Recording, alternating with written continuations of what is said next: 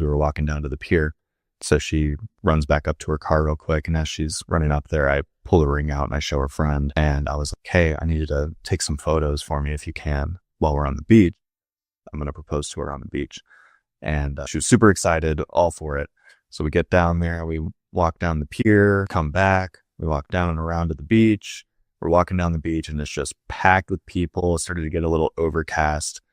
And I was just like, I don't think this is going to be it. Like, this is going to be real hard to make a moment out of this.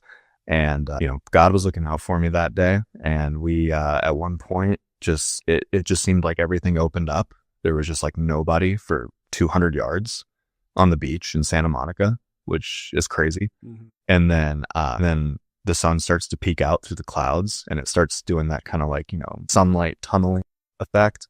And I was like, this is perfect. Like, I'm not going to get a better moment than this. So I get down on one knee and I had, some really cool, smooth things in my head that I was going to say.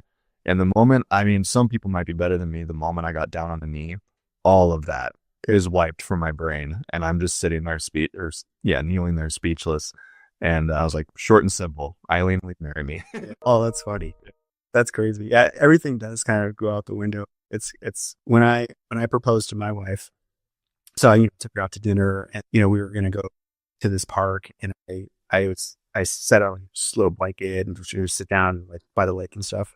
And I remember as we were doing that, she was like, I have to go to the bathroom. Like, cause the food apparently had some stuff in it. I don't know. Oh no. So we had to drive to her house and I had already asked her dad, like if I could, ask her to marry me and stuff. Uh-huh. And so he was the only one that knew. And so we pull into the house and she's like running in because she has to go. And Dad's like, what's going on? And I'm like, let's go to the bathroom. And then I think she had a sense of what I was going to do. Cause she was like, okay, let's go back out there. And like, normally you'd be like, okay, well that's done. Right. But we went back out there, sat down, chill out for a little bit.